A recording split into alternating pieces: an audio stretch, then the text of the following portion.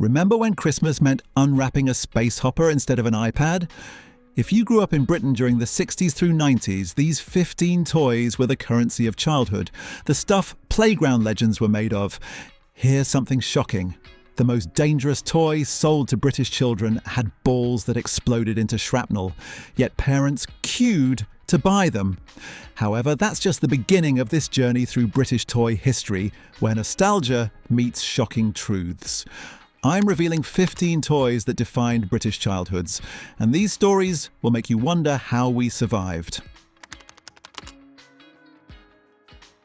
Let's kick things off with the bouncing icon of 1970s Britain, the space hopper. That ludicrously orange rubber ball with handles sprouting from its head like alien antennae and a permanently thrilled face became synonymous with British childhood by the early 70s.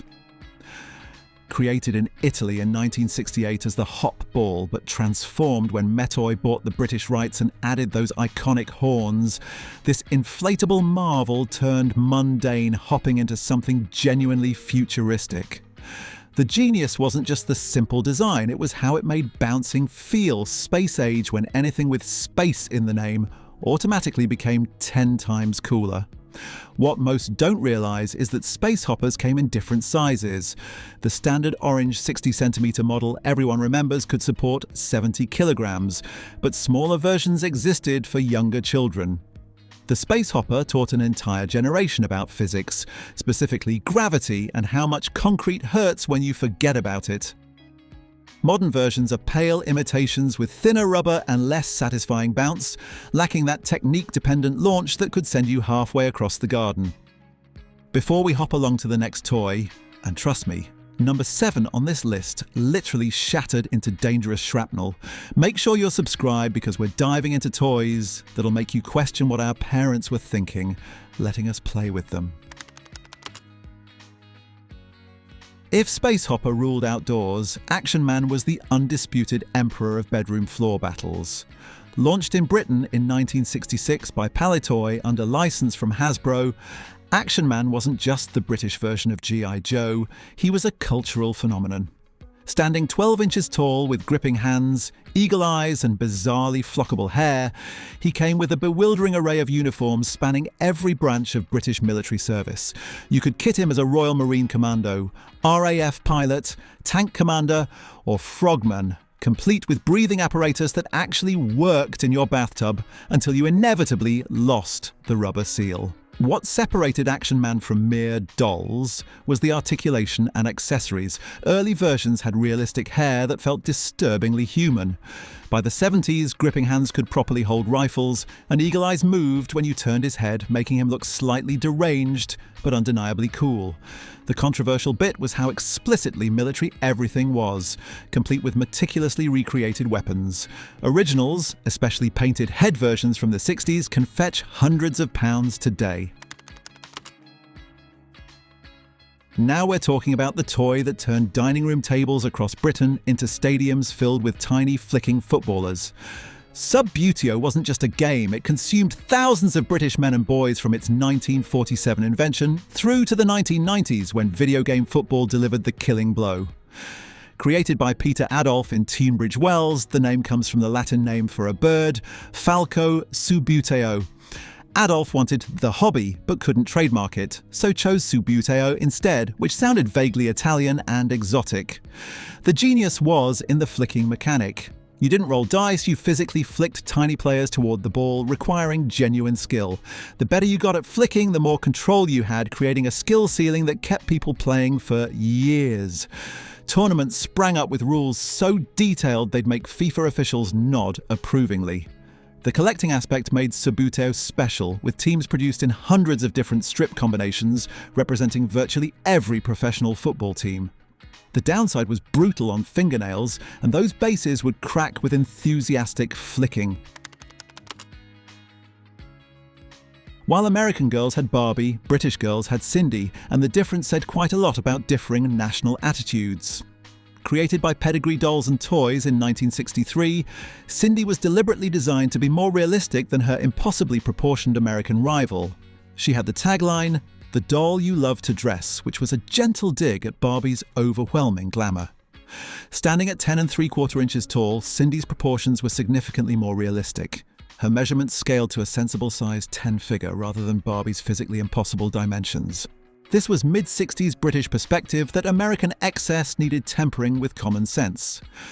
The clothes were where Sindy really shone.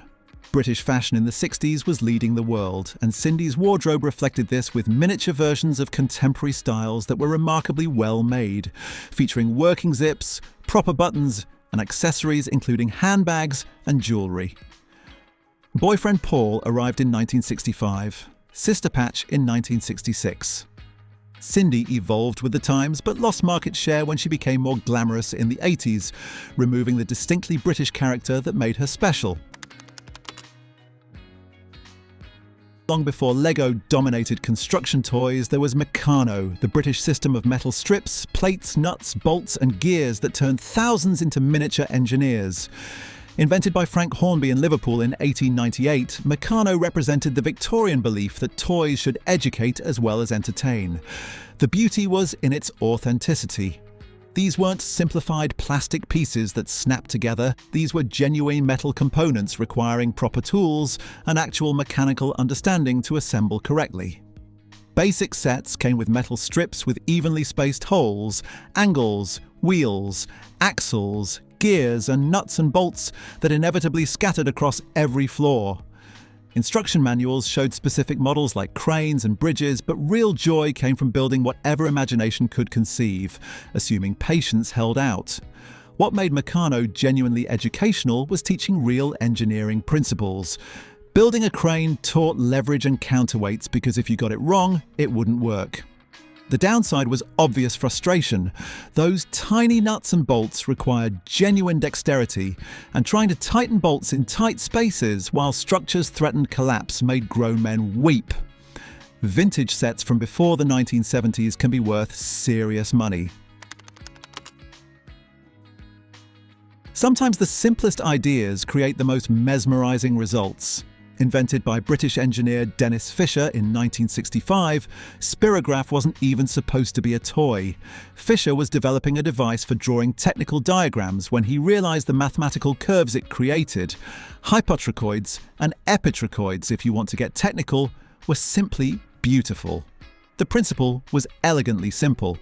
Plastic gears with teeth around edges placed inside or outside rings, then insert a biro through holes and spin while keeping tension. The resulting patterns were geometric curves that looked impossibly complex, but were mathematical certainties, inevitable results of ratios between gear sizes. What made Spirograph addictive was the variety. Different combinations of gears and holes produced wildly different patterns, and changing pen colours halfway through could create effects that looked almost three-dimensional. Teachers loved how it made mathematics tangible and beautiful. Children struggling with abstract geometric concepts could suddenly see ratios and proportions creating patterns before their eyes. The problem was how infuriating it became when gears skipped teeth, pens caught plastic, or you pressed too hard and everything slid. We're halfway through our journey into British toy history, and coming up, I'll reveal the toy that was genuinely banned for being too dangerous, plus another that created patterns so beautiful they'd make modern computer graphics jealous. Don't go anywhere. Here it is, proof our parents' generation had a dramatically different understanding of child safety. Clackers, also called click-clacks or cur-bangers depending on where you grew up, were two hard acrylic balls suspended on string that you swung up and down to make them collide with a satisfying clacking sound. Enormously popular in the early 1970s, they were genuinely dangerous. The appeal was primal and immediate. That clacking sound was addictive, and achieving sustained rhythm where balls moved so fast they became a blur was genuine skill commanding playground respect. Getting them going required specific wrist motion, a rapid up and down flick that looked simple, but took practice. Here's the controversial part, explaining why these were pulled from shelves. The balls were made of hard acrylic that could and did shatter under repeated impact, creating sharp fragments that could embed in hands, arms, or faces. There are documented cases of children suffering eye injuries from exploding clackers. Schools banned them, safety authorities investigated, and by the mid-70s they'd largely disappeared. But before the ban, every kid had a set. Model railways occupied a special place in British culture, sitting at the intersection of childhood play and adult hobby like few toys managed. Hornby trains, produced by Meccano Limited from 1920 onwards, became synonymous with model railways in Britain, representing detail and realism that turned spare bedrooms across the country into miniature versions of Britain's railway network. Early Hornby sets were clockwork powered, requiring winding and watching them run for minutes before winding down. Electric sets arrived in the 1920s, initially running on dangerous voltages but eventually settling on safer low-voltage systems. What distinguished Hornby from cheaper alternatives was attention to detail. These were scale models, proper representations of real British locomotives from GWR, the LMS, LNER and SR companies. Paintwork was meticulous, transfers accurately represented real company liveries, and mechanisms were sophisticated enough that enthusiasts could keep them running for decades with proper maintenance. 00 gauge became the standard for British model railways, allowing more compact layouts that could fit in normal British houses. Hornby trains were genuinely intergenerational. Fathers would start layouts with sons, then continue building them long after children had grown. The Stylophone was magnificently bizarre, a miniature electronic keyboard played with a metal stylus, producing a distinctive buzzing electronic tone that sounded like a synthesizer being murdered by bees. Invented by Brian Jarvis in 1967 and manufactured by Dubrek, it became famous when David Bowie used one on Space Oddity in 1969, giving this peculiar little instrument genuine musical credibility. The original was pocket-sized, battery-powered, featuring a metal keyboard you touched with the stylus to complete a circuit and produce notes. The sound was created by oscillators and was completely unique, thin and reedy and electronic in a way that screamed the future to late 60s people who hadn't yet heard proper synthesizers. It had 3-octave range, vibrato control, and various tone settings, making subtle differences to that distinctive buzzing sound. What made it appealing to children was genuine simplicity. Unlike piano requiring proper technique, Stylophone just required touching stylus to keys, meaning anyone could produce recognizable melodies almost immediately. The problem was, those melodies all sounded essentially the same, that characteristic Stylophone buzz charming for about 5 minutes before becoming deeply irritating. Fuzzy felt was the toy equivalent of comfort food, simple, gentle, and deeply satisfying in ways having nothing to do with excitement or competition. Created in 1950 by Lois Allen, it consisted of a fabric board and pre-cut felt shapes that clung through static electricity and texture, allowing children to create pictures and scenes that could be rearranged infinitely without permanent consequences. The genius was in its complete lack of rules or objectives. There was no right way to use it, no competition, no winning or losing. You simply arranged shapes however you wanted, creating farms with animals, circus scenes with performers, towns with buildings, or abstract compositions that existed purely because you felt like making them. This open-ended nature made it appealing to wide age ranges, from toddlers enjoying tactile sensation to older children creating elaborate narrative scenes. Themes were quintessentially British: farmyard scenes with cows and tractors, circuses with clowns and elephants, zoos with exotic animals. Each set came with substantial thick felt that had satisfying weight, stored in sturdy cardboard boxes with compartments. The Etch A Sketch, invented in France in 1959, became a fixture of British childhoods throughout the 60s, 70s and 80s. Its appeal was immediate. You could draw pictures by turning 2 knobs, then shake to erase everything and start fresh. It was magic, or the closest thing to magic that actually worked. The mechanism was ingeniously simple. The screen was the back of glass coated with aluminum powder. A stylus controlled by knobs moved across the back, scraping away powder to reveal dark lines. Left knob moved stylus horizontally, right knob vertically, and using both simultaneously allowed diagonal lines, though this required coordination most children simply didn't possess. shaking redistributed powder, erasing your drawing and giving you a fresh start. What made Etch A Sketch simultaneously fascinating and frustrating was its limitations. You couldn't lift the stylus, so every drawing had to be continuous. Circles were difficult, detailed pictures nearly impossible without extraordinary patience. The frustration of nearly completing a picture only to make one wrong turn and ruin it taught patience and the value of starting over with new knowledge. The Raleigh. Grifter wasn't just a bicycle, it was a status symbol, a statement of intent, and quite possibly the heaviest thing designed for children to ride since medieval knights started training on ponies. Launched in 1976, the Grifter was Raleigh's attempt to capture the BMX market exploding in America. But in typical British fashion, they over-engineered it into something that looked tough, but was massively impractical. The Grifter weighed over 40 pounds, making it stable but exhausting to ride any significant distance. It featured 3-speed hub gear, chunky tyres, padded crossbar, motorcycle-style seat that looked cool but was less comfortable than church pews.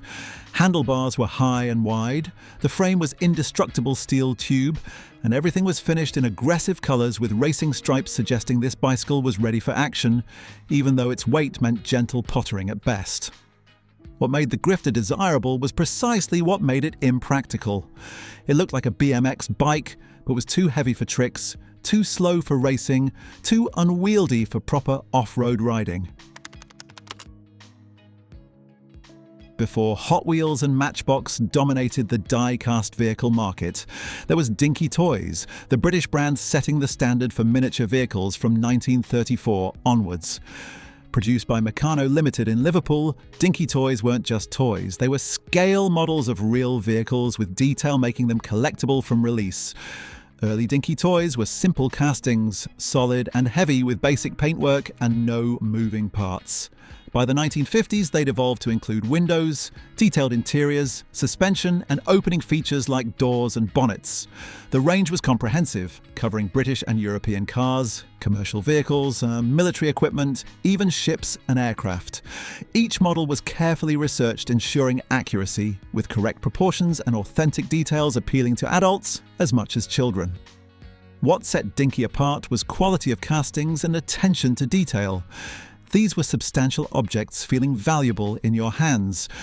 Paintwork was applied carefully with crisp lines and authentic liveries.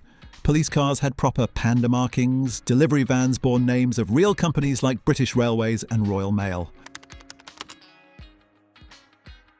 Polly Pocket represents that magical moment in toy design when someone has a genuinely original idea, creating an entire category.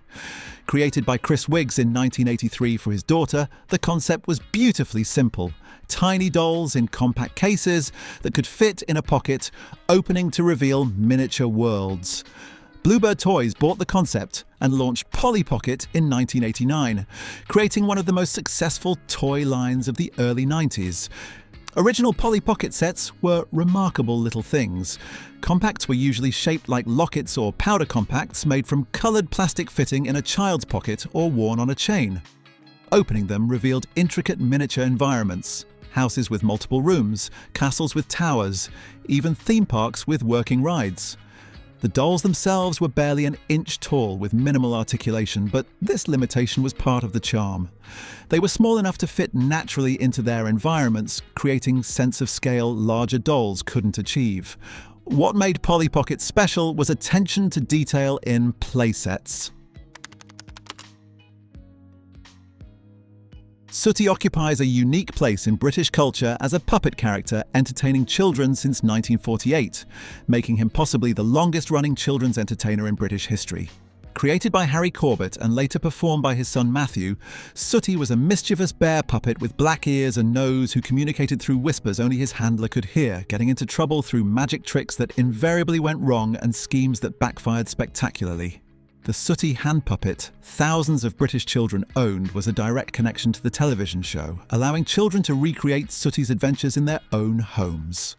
The puppet was simple, a yellow bear with black ears, nose and red outfit, but remarkably well made considering it was mass-produced. The fur was soft, stitching robust and size perfect for small hands, making it genuinely functional as a puppet rather than just a stuffed toy. What made Sooty puppets special was the imaginative play they encouraged. Sooty never spoke, which meant children had to provide his voice through whispers to parents or siblings. So there you have it. 15 toys that defined British childhoods across several generations, from the dangerous clackers we somehow survived to the intricate Spirograph patterns we laboured over, from Action Man's military adventures to Sindy's more sensible British approach to doll fashion. What's fascinating about looking back at these toys is how they reflect changing attitudes toward children, safety, education, and play itself. We went from metal construction toys that could genuinely injure you to plastic balls we could bounce on. From toys that encouraged military fantasies to those that taught geometric principles through art. And yet, despite their differences, they all shared something important. They required imagination. These weren't toys that entertained you. They were tools that enabled you to entertain yourself, which might explain why they're remembered so fondly. If this trip down memory lane has sparked your own nostalgia, do me a favour. Hit that subscribe button, because I'll be diving into more forgotten corners of British culture. Got your own memories of these toys or ones I've missed? Drop them in the comments below. Maybe you were the kid who could draw perfect circles on an Etch A Sketch, or perhaps you still have the scars from an ill-advised clacker session. Share your stories, because these shared memories are what make us, well, true Brits. Until next time, keep those nostalgic memories alive, and remember, we survived these toys, which probably says more about us than we'd like to admit.